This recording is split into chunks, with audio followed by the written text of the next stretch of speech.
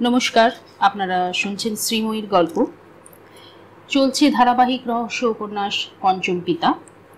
আজকে পঞ্চম এবং অন্তিম পর্ব। ব্যবস্থাটা নীলই করেছিল। ওদের সেই বড় দুধ সাদা হলঘর কানাকে বেশ টিপটাপ করে সাজিয়ে রেখেছিল। পুরনো জানলার পর্দাগুলো খুলে নতুন এক সেট পরিয়ে ঘরটার চেহারা পাল্টে দিয়েছিল। এক ঝাড় রজনীগন্ধা আর অদ্ভুত একটা সুন্দর ধূপ জেলে আর ঘরের এক কোণে টিমটিমে 0 ওয়াটের ল্যাম্প চালিয়ে ভারী গম্ভীর আর রহস্যময় পরিবেশ তৈরি করেছিল। সকালে ও ফোনে আমাকে ডাকলো। ফোনটা তুলেই আমি নীলের গলা চিনতে পেরেছিলাম। ও কিন্তু তখন বলে যাচ্ছে, এই যে ওয়াটসন সাহেব, তুমি কি জানতে পেরেছ সমুর হত্যাকারী কে? নিজের অক্ষমতা আর নির্বুদ্ধিতা জানিয়ে দিয়েছিলাম। আজ ঠিক সন্ধ্যে 7টায় আমার বাড়ি চলে এসো যদি জানতে চাও কে সমুর হত্যাকারী। 7টা বাজার কয়েক মিনিট আগেই এসে দেখি বাইরের ঘরের চেয়ারগুলো তখন প্রায় পূর্ণ। আমাকে দেখেই সত্যেনদা বলে উঠলেন, এসো ভায়া এসো, তোমার জন্যই নীল কিছু আরম্ভ করতে পারছে না। লজ্জিত মুখে আমি একটা চেয়ারের কাছে এগিয়ে গেলাম। আবছা আলোটা চোখে শোয়ে এলে দেখলাম সত্যেনদা বসেছেন একেবারে নীলের ডান দিকে। ওর বাঁ পাশে বেশ গম্ভীর মুখে সাত্তকী বসু বসে আছেন। ভদ্রলোকের মুখ দেখেই বোঝা যায় এই সব নাটুকে কাণ্ড কারখানায় তিনি খুব খুশি নন। ডান দিকের কোণে কুন্তলাদি, তার পাশে মাসিমা মানে নীলের মা, অন্যদিকে সোমেন জেঠু এক মনে নীরবে সিগারেট টেনে চলেছেন। বুড়োকে আজ আর তেমন নাটকীয় ভঙ্গিতে কথা বলতে দেখলাম না। এখন কেমন যেন ওকে বিমর্ষ লাগছিল। এক মনে মাথা নিচু করে কি যেন ভাবছেন। বুঝলাম মনটা ওর ভালো নেই, হয়তোবা সমুর জন্যে। সোমেন জেঠুর পাশে অজন্তা গালে হাত দিয়ে বসে আছে, সেও নীরব। তার পাশে দেখি আমার ডেপো বোন রেখা। দাদা এদিকে এসো বলে ওই আমাকে ডেকে ওর পাশে বসালো। একমাত্র সমুর মা ছাড়া আর সবাই রয়েছেন। নীল বোধহয় ইচ্ছে করেই বলেনি, কারণ সমু খুন হয়েছে তা মাসিমা এখনো জানেন না। নীল বোধহয় তা চায় না। ডাক্তার সেনও রয়েছেন, ঘটনাটায় উনি বোধহয় বিশেষ ইন্টারেস্টেড। একটু পরে তপার মা আর দিনু এসে আমাদের প্রথম রাউন্ডের চা আর অল্প কিছু স্ন্যাক্স দিয়ে গেল। নীলকে দেখলাম মাথা নিচু করে দুহাতে মুখ ঢেকে বসে আছে। ওকে দেখে অনেকদিন আগের একটা ছবি আমার চোখে ভেসে উঠল। বিএসসি পরীক্ষার আগের দিন রাত্রে ওর কাছে গিয়েছিলাম। সেদিনও ও ঠিক এমনি করে দুহাতে মুখ ঢেকে বসেছিল। জিজ্ঞেস করতে ও বলেছিল, পড়ার আর কিছু নেই, মনে মনে একবার সব গুছিয়ে নিচ্ছি। আজও হয়তো মনে মনে ও সব গুছিয়ে নিচ্ছে, অথবা কোন জায়গা থেকে শুরু করবে তাই ভাবছে।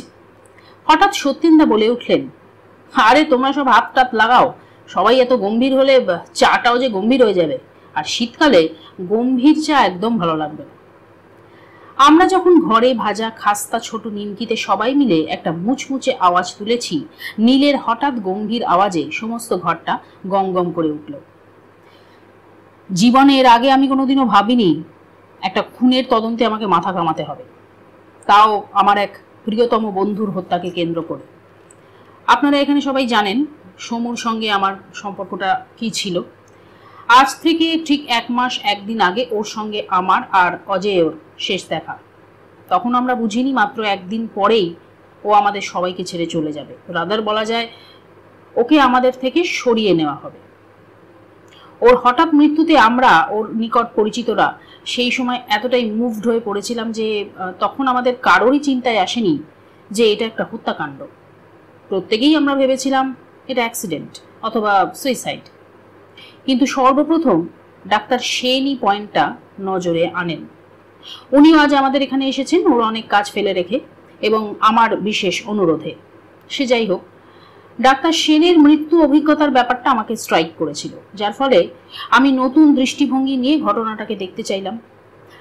ডাক্তার সেন যে কত বড় অভিজ্ঞ ডাক্তার তার প্রমাণ সঙ্গে সঙ্গেই পেয়েছিলাম। সমুর নিজের হাতে সিগারেট পাকিয়ে খাওয়ার অভ্যেস বহুদিনের। সেই রকমই একটা আত পাকানো সিগারেট আমি সেই দিন কুড়িয়ে পাই ওর খাটের তলা থেকে। এই ঘটনাটা আপনারা সকলেই জানেন, ভিভিড বর্ণনায় এখন আমি আর যাচ্ছি না। সত্যেনদার কাছে যখন প্রমাণ করতে পারলাম যে এটা খুন, তখন উনি যিনি এই কেসটা ডিল করছিলেন সেই সাত্তকী বাবুর কাছে আমাকে নিয়ে গেলেন। সাত্তকী বাবু সানন্দেই আমাকে তদন্তের কাজে বাধা দিলেন না। এই কথা বলায় আমি আর চোখে সাত্তকী বাবুকে দেখলাম। ভদ্রলোকের মুখে একটু প্রসন্নতার ঝিলিক খেলে গেল। নীলের শ্লেষটা কেউ না বুঝলেও আমি আর সত্যেন্দা পরস্পরের মুখের দিকে তাকিয়ে ইঙ্গিতপূর্ণ হাসি বিনিময় করে নিলাম। ওইদিকে নীল তখন বলে চলেছে, অবশ্য সমুর কেসটা তদন্ত করার ইচ্ছেটা আমার নিজেরও ছিল। আমার প্রিয় বন্ধুকে কে বা কারা হত্যা করেছে তাদেরকে খুঁজে বার করার একটা প্রচন্ড মানসিক তাগিদ আমি অনুভব করেছিলাম। এই ব্যাপারে তিনজনের কাছে আমি প্রত্যক্ষভাবে ঋণী, একজন সত্যেন্দা, একজন সোমেন জেঠু আর অজন্তা। এরপর ও সাত্তকী বাবুকে উদ্দেশ্য করে বলল, সাত্তকী বাবু, যে ভার বা দায়িত্ব আমায় দিয়েছিলেন আমি তা পালন করেছি। আজ আপনাদের সকলকে এখানে ডেকে এনেছি তার একটাই উদ্দেশ্য, সকলের সামনে আমি প্রকৃত হত্যাকারীকে তুলে ধরব এবং আমি যুক্তি দিয়ে প্রমাণ করে দেব যে সেই হত্যাকারী।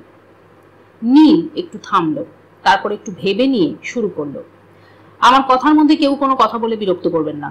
যদি কারোর কোনো প্রশ্ন থাকে তিনি হাত তুললেই আমি তার প্রশ্নের উত্তর দেব। এরপর নীল বেশ নাটকীয় ভঙ্গিতেই আরম্ভ করলো তার যুক্তি এবং বয়ান। আজকের এই খুনের শেষে পৌঁছতে গেলে ফিরে যেতে হবে প্রায় 200 বছর আগে। 200 বছর বড় কম কথা নয়।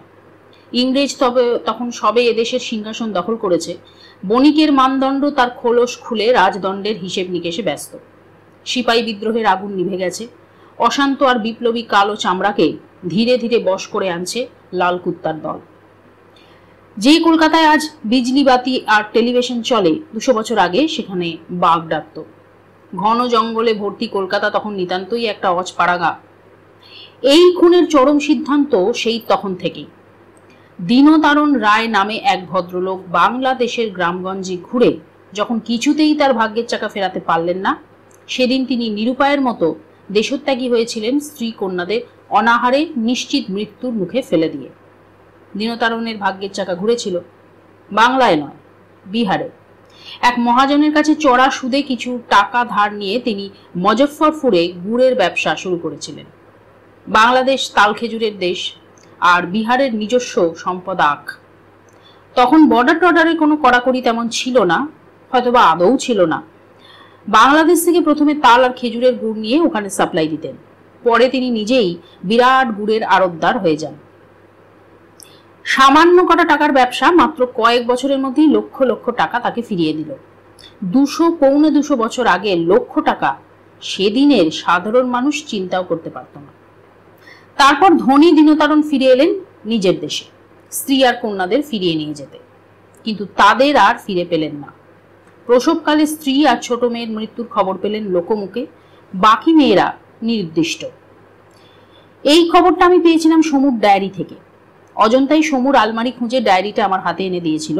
দীনতারণের পরের ইতিহাসের কোনো সন্ধান ছিল না সমুর ডায়েরিতে, কারণ জয়ন্তী যেটুকু জানতো সেইটুকুই সে সমুকে বলেছিল। সমুর ডায়েরিতে এক জায়গায় লেখা ছিল, দীনতারণ পুনর্বার বিয়ে করেন। এই প্রসঙ্গে একটা মজার এবং আপাত অবাস্তব কাহিনী বলে রাখা ভালো।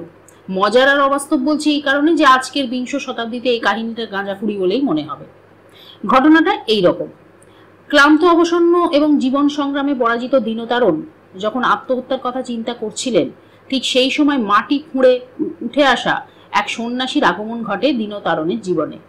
সেই সন্ন্যাসী নাকি ভূত ভবিষ্যৎ আর বর্তমানের কথা বলতে পারেন। তিনি দীনতারণের কপাল দেখে বলেছিলেন, দীনতারণ একদিন প্রচুর অর্থের অধিকারী হবেন। সঙ্গে সঙ্গে আরো একটা ভবিষ্যৎবাণী করেছিলেন, দীনতারণ সমেত পরবর্তী 5 পুরুষ সন্তানের কারণে বিব্রত হবেন। এইসব ভবিষ্যৎবাণীর আদপেই কোনো বৈজ্ঞানিক ব্যাখ্যা আছে কিনা তা আমার জানা নেই। পরবর্তী 5 পুরুষের কথা একজনের কপাল দেখে বলা যায় কিনা তাও আমার বোঝার বাইরে। কেবল এইটুকু জেনেছি, কাকতালীয়র মতোই হোক আর অন্য যে কোনোভাবেই হোক, সন্ন্যাসীর ভবিষ্যৎবাণী ওদের বংশে ফলপ্রসূ হয়েছিল। পূর্বস্ত্রী ও কন্যাদের হারানোর পর একটি 22 বছরের অরক্ষণীয়া ব্রাহ্মণ কন্যাকে তিনি বিয়ে করেন, কারণ বংশ রক্ষা করার মতো কোনো বংশধর তখন তার ছিল না। এই বিশাল সম্পত্তি রক্ষার জন্য বাধ্য হয়েই তিনি বিয়ে করেছিলেন। কিন্তু বিয়ের 5 বছরের মধ্যেই বুঝতে পেরেছিলেন তিনি মস্ত ভুল করেছেন। যেভাবেই হোক 57-58 বছর বয়সে বাবা হওয়ার ক্ষমতা তিনি হারিয়ে ফেলেছিলেন। তবু তিনি বাবা হয়েছিলেন। রায় বংশের বংশানুক্রমিক বংশতালিকায় দেখা যায় দীনতারণ রায়ের পুত্র সর্বানন্দ রায়, যিনি বেঁচে ছিলেন 80 বছর। এখন প্রশ্ন, এই সর্বানন্দ রায় এলেন কোথা থেকে? দীনতারণ তো 58 বছর বয়সেই তার যৌবন হারিয়েছিলেন এবং তখনও ছিলেন অপুত্রক। তাহলে সর্বানন্দ রায় কার ছেলে? সে কি তবে দীনতারণের দত্তক পুত্র, না অন্য কিছু? কিছুতেই আমি তার হদিশ পাচ্ছিলাম না, কারণ এর বেশি কোনো কথাই সমুর ডায়েরিতে ছিল না। অথচ এত বড় একটা প্রয়োজনীয় খবর না জানলে এই হত্যা রহস্যের সমাধান হয় না। কিন্তু কোথায় পাবো? 200 বছর আগের কোনো এক দীনতারণ রায়ের খবর পাওয়া কি সম্ভব? ইতিমধ্যে একদিন ন্যাশনাল লাইব্রেরিতে গেলাম। যদি বাংলার কোনো প্রাচীন ইতিহাসে ধনী হিসেবে দীনতারণ রায় বা সর্বানন্দ রায়ের নাম লেখা হয়ে থাকে, খড়ের গাদায় ছুঁচ খোঁজাই সার হলো। দীনতারণ বা সর্বানন্দ কাউকেই ইতিহাসে খুঁজে পেলাম না। বাংলাদেশ রাজা রামমোহন রায়কে মনে রাখবে, কেরি সাহেবকে মনে রাখবে, জগচায়নককে মনে রাখবে, কিন্তু দীনতারণের মতো একজন গুড়ের ব্যবসায়ীকে নিয়ে মাথা ঘামাতে রাজি নয়। মনটা খুব খারাপ হয়ে গিয়েছিল। এতটা এগিয়ে কে হত্যাকারী তা বুঝতে পেরেও প্রমাণ অভাবে সে বেকসুর খালাস পেয়ে যাবে। নীলাঞ্জন ব্যানার্জি পক্ষে সেটা মেনে নেওয়া সম্ভব নয়। অন্য পথে তদন্তের কথা ভাবতে গিয়ে হঠাৎই মনে পড়ে গেল এদের বংশের ইতিহাস সম্ভবত ওই বাড়িতেই কোথাও আছে। তা যদি নাই থাকবে, তাহলে অবনীশ জয়ন্তীকে কি করে দীনতারণের ইতিহাস শোনাবে? নীল একটু থামলো, সামনের টিপয়ে রাখা জলের গ্লাস থেকে একটু জল খেলো, আর আমরা যে কজন সেখানে উপস্থিত ছিলাম রুদ্ধশ্বাসে ওর বর্ণনা শুনে যাচ্ছিলাম। মিনিট খানেক পরেই ও আবার বলতে শুরু করলো, আমার অনুমান যে মিথ্যে নয় তার প্রমাণ হলো অজন্তা। এ ব্যাপারে অজন্তাই আমাকে যথেষ্ট সাহায্য করেছে। ওই আবার আমাকে নিয়ে গিয়েছিল জয়ন্তীর বাড়ি। আমি জানতাম জয়ন্তীকে সরাসরি প্রশ্ন করলে কোনো উত্তরই পাওয়া যাবে না। জয়ন্তী যতই সমুর প্রতি অনুরাগী হোক, হিন্দু মেয়েদের একটা সনাতন সংস্কার আছে, নিজের স্বামীর বংশের পারিবারিক কেচ্ছাকে কিছুতেই অপরের সামনে তুলে ধরতে না চাওয়া। যেটুকু বলা যায় সেটুকুই সমুকে বলেছিল।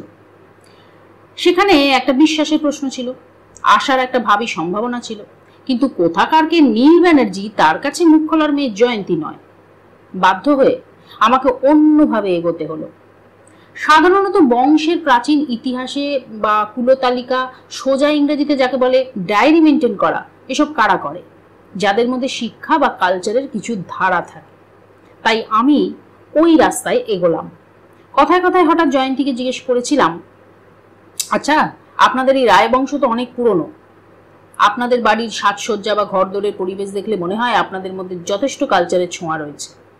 জয়ন্তী বলেছিল, কেমন করে বুঝলেন? উত্তরে আমি বলেছিলাম, এ আর এমন কি শক্ত?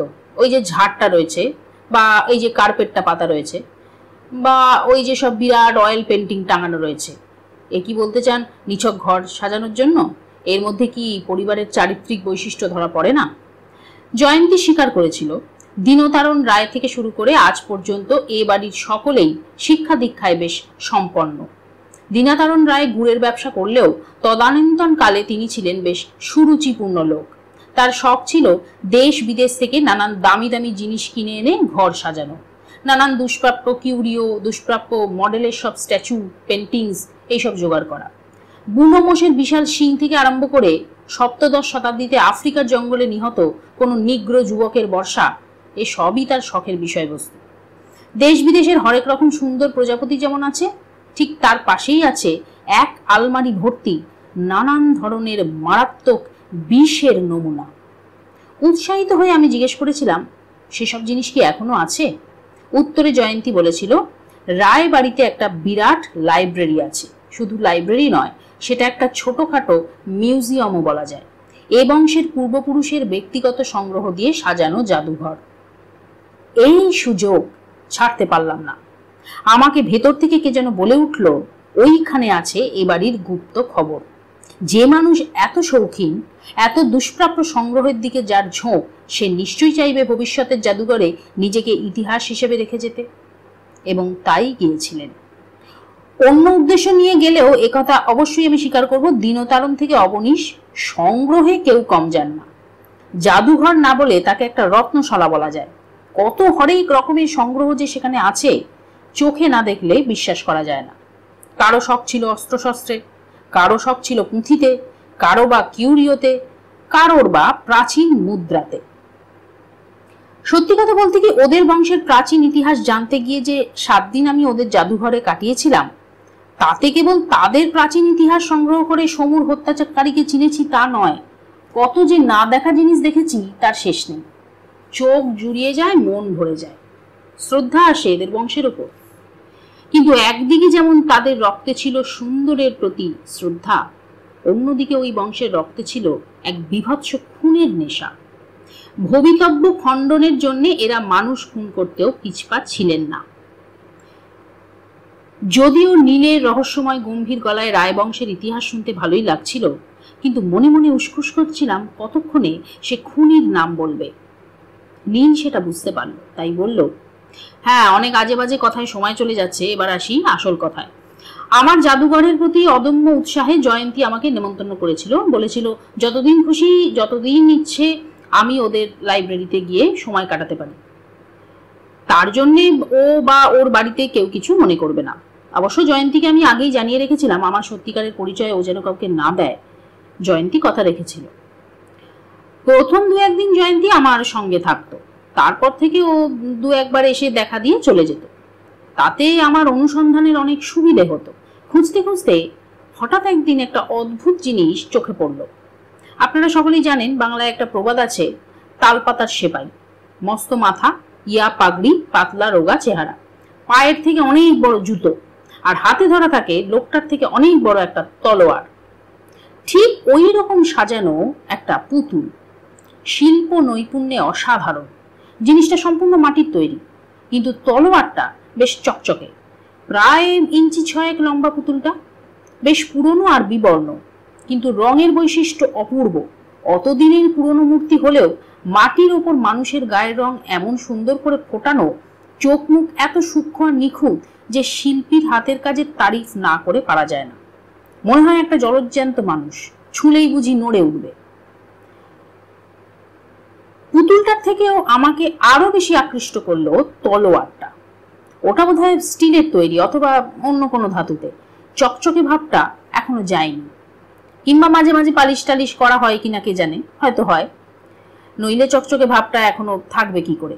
যাই হোক, তলোয়ারটা আমাকে আকৃষ্ট করার কারণ ওর গঠনটা একটু অন্য ধরনের।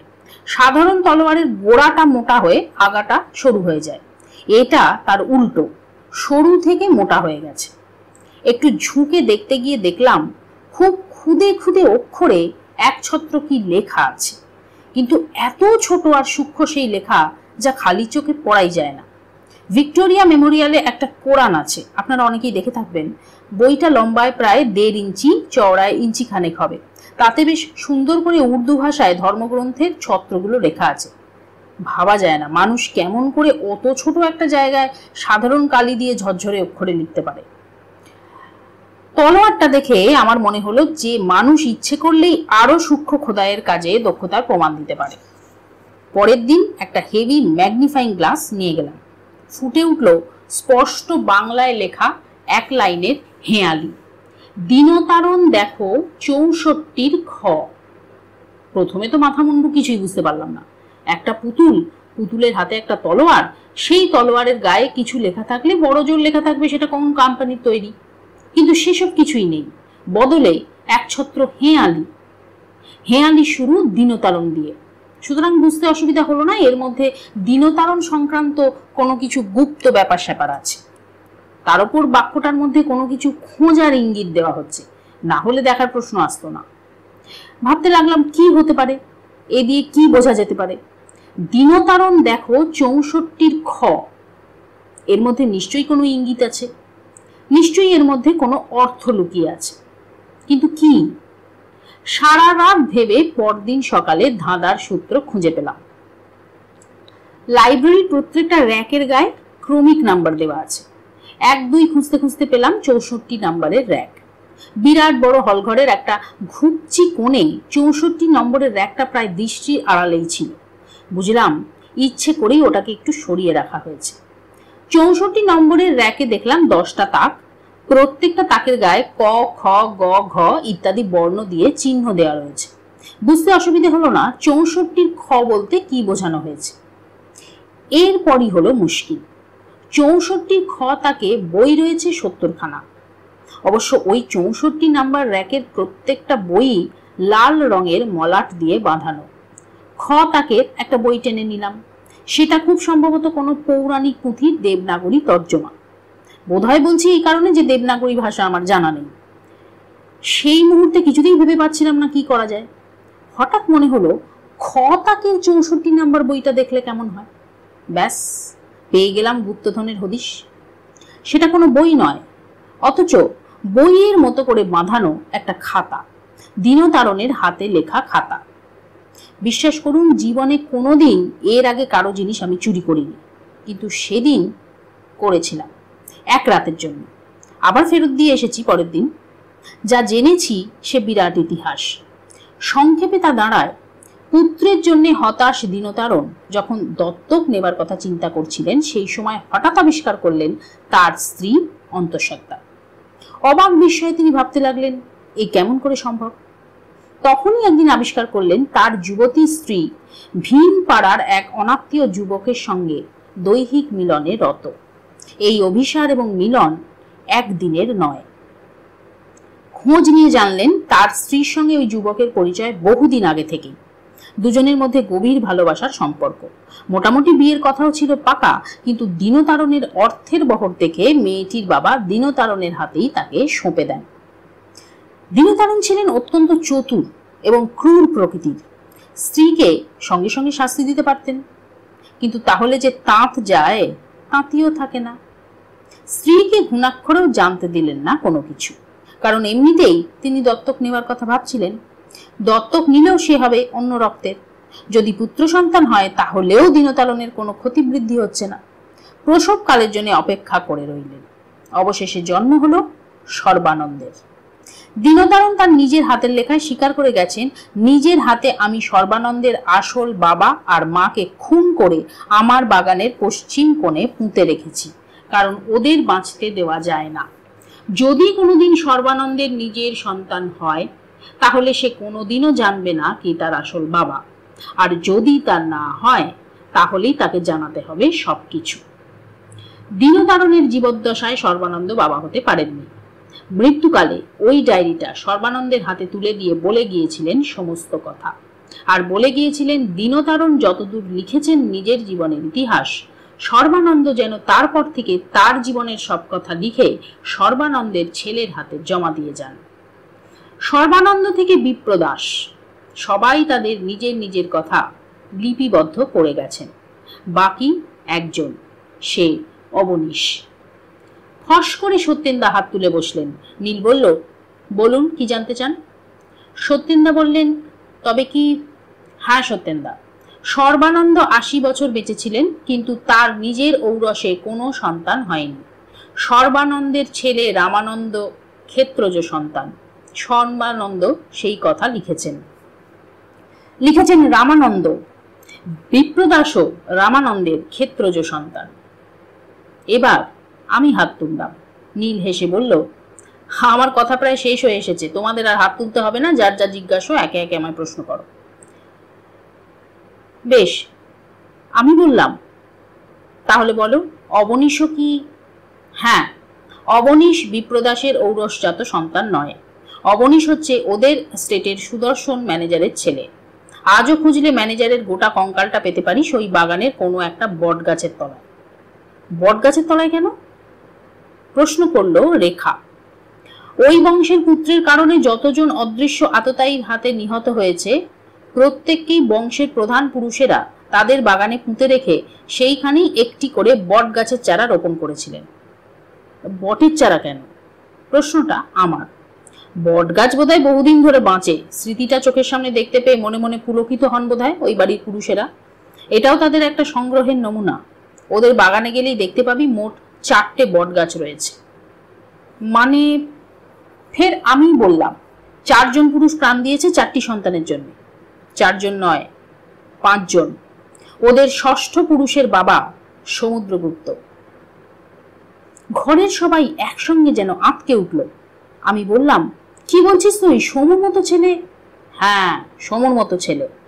আর যে 4 জন পুরুষ এর আগে খুন হয়েছে তারাও সমুর মতোই ভালোবাসত তাদের পূর্ব প্রণয়ীদের। সমুর মতোই তারা ছিল এক একটি শিকার, শিকার বলছিস কেন?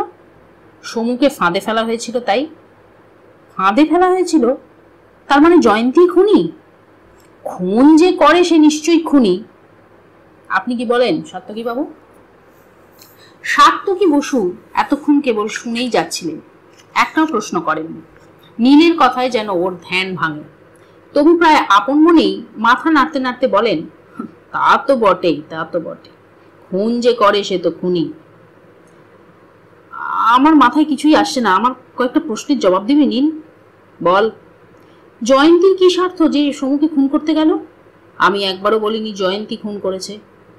তবে কে? বলছি, তোর অন্য কি প্রশ্ন আছে কর। আচ্ছা, বিপ্রদাস বাবু ওই রকম একটা উইল করলেন কেন? খুব সোজা। রায় বংশের অন্যান্য পুরুষদের মতো অবনীশও ছিল পুরুষত্বহীন, কিন্তু সে অন্যান্য পূর্বপুরুষদের মতো নিজের স্ত্রীকে অন্যের ঔরসে মা হতে দিতে চায়নি বলেই বিপ্রদাস বাবু উইল করেছিলেন, ছেলে না হলে অবনীশ সমস্ত সম্পত্তি থেকে বঞ্চিত হবে। কিন্তু অবনীশ রাজি হয়নি কেন? অবনীশ বোধহয় জয়ন্তীকে সত্যি ভালোবাসে। তাহলে সমুর যাতায়াত সে পছন্দ করতো কেন? কে বলেছে পছন্দ করতো? ঈর্ষায় আর রাগে ওর বুক ফেটে যেত, কিন্তু বাপের ভয়ে কিছু বলতে পারতো না। আর বিপ্রদাস বাবু কেন পঙ্গু হওয়ার ভান করে থাকতেন? সেটা সমুকে ভরসা দেবার জন্য, তাকে আরো বেশি করে জয়ন্তীর সঙ্গে মেশার সুযোগ দিতে। অত বড় একটা বাড়ি, লোকজন বেশি নেই, স্বামী সর্বক্ষণ বাইরে, বুড়ো শ্বশুর পঙ্গু, সব ছেলেই এই সুযোগ নেবে। তাহলে কি এইসব জেনেই তিনি জয়ন্তীর সঙ্গে ছেলের বিয়ে দিয়েছিলেন? ইয়েস। তিনি যখন দেখলেন জয়ন্তীর সঙ্গে সমুর প্রেমের খেলা চলছে, তখনই তিনি নাছোড়বান্দার মতো জয়ন্তীর বাবার কাছে হাত পেতে দাঁড়ালেন। যেমন করেই হোক এই মেয়েকে তার চাই। লেখাপড়ায় যতই তিনি কালচার্ড হন, তার কুসংস্কার কাটেনি। তিনি মনে মনে বিশ্বাস করতেন অবনীশ বংশের ভবিতব্য অনুযায়ী ছেলের বাবা হতে পারবে না। 2-1 বছরের মধ্যে সে যদি ছেলের বাবা না হয়, তাহলে ওই সমুকে দিয়েই তিনি বংশ রক্ষা করাবেন। মেয়েদের দুর্বল জায়গাটা বংশ পরম্পরায় উনি ভালোই বুঝতেন। হিন্দু ঘরের বিবাহিতা নারী বিবাহিত জীবনে স্বামীর কাছ থেকে সুখী না হলে পূর্ব প্রণয়ীকে দেহ দিতে কার্পণ্য করে না। এই সেন্টিমেন্টটাকে তিনি কাজে লাগিয়েছিলেন। কিন্তু জয়ন্তী এতে রাজি হয়েছিল, রাজি হতে বাধ্য হয়েছিল। বিপ্রদাস যখন নাতির মুখ দেখতে বৌমার শরণাপন্ন হলেন, তখন জয়ন্তী বলতে বাধ্য হয়েছিল সন্তান উৎপাদনে অবনী সক্ষম। বিপ্রদাস বলেছিলেন তিনি তা জানেন, তবু তার নাতি চাই। অবাক জয়ন্তী বলেছিল তা কেমন করে সম্ভব? উত্তরে বিপ্রদাস সমুর দিকে হাত তুলে দেখিয়েছিলেন। তাতে জয়ন্তী প্রথমে কিছুতেই রাজি হয়নি। তার প্রেমকে সে এভাবে কলঙ্কিত করতে চায়নি। সমুকে দিয়ে এক হীন স্বার্থের কাজ করাতে তার মনও সাড়া দেয়নি।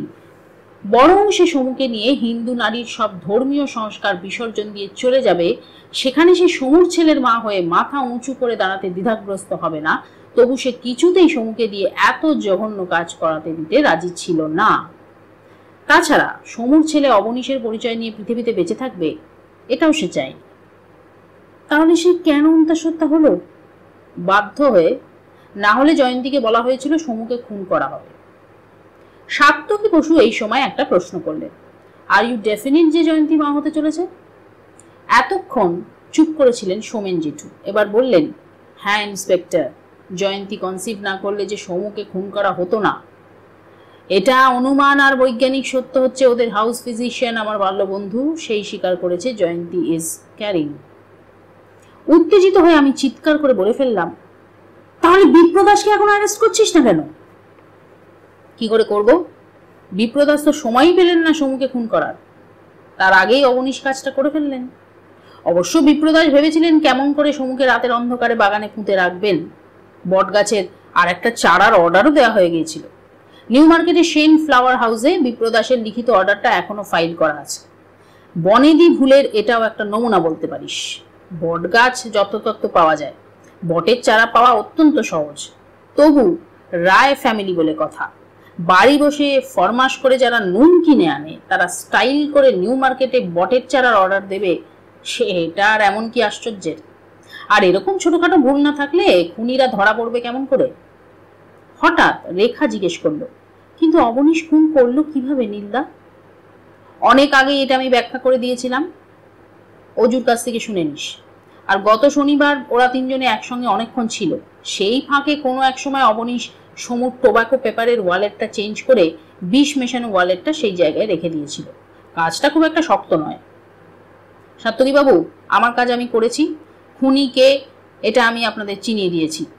ড্রাগস অ্যান্ড কেমিক্যালস ইন্ডাস্ট্রির ম্যানেজিং ডিরেক্টর অবনীশের পক্ষে সায়ানাইড জোগাড় করা এমন কিছু না। তবে ওদের জাদুঘরে রাখা বিষের আলমারিতে সায়ানাইডের একটা ছোট শিশি আছে। খুঁজলে অবনীশের আঙুলের ছাপ পেলেও পেতে পারেন। এবার বাকি কাজটা আপনারাই করুন। এসব আপনাদেরই ভালো আসে। হাতে নাতে রিভলভার নিয়ে খুনি ধরতে যেতে আমার অ্যালার্জি।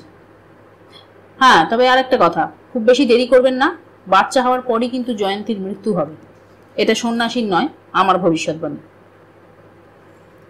রাত এখন অনেক হয়ে গেছে, প্রায় 11টা। নিচে নীলদের ডিনার টেবিল থেকে হই হল্লার শব্দ ভেসে আসছে। সাত্তকী বসু আর সত্যেন্দা ছাড়া আর সবাই সেখানে আছেন। খাওয়া দাওয়ার বন্দোবস্ত মাসিমাই করেছেন।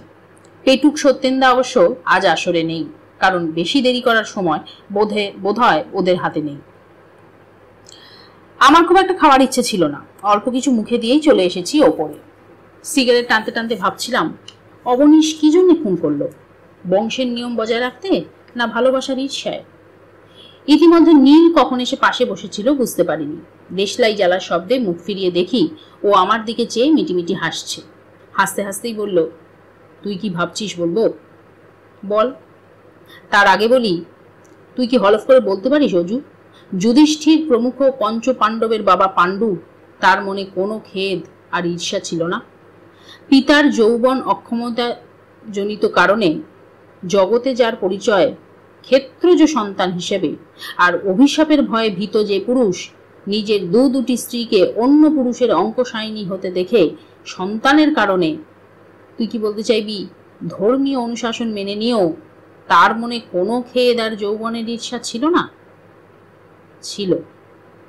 তাই তাকে অকালে মরতে হয়েছিল সেই প্রচন্ড খেদ আর পুরুষ ঈর্ষার আগুনে পুড়ে। সমাজ আর সংসার পাল্টেছে, অবনীশের পাল্টাতে দোষ কি? আমার ভয় হচ্ছে অবনীশ না আবার বিপ্রদাসকেই খুন করে বসে। রহস্য উপন্যাস পঞ্চম পিতা এখানেই সমাপ্ত। সবাই ভালো থাকবেন, সবাইকে ভালো রাখবেন। টাটা।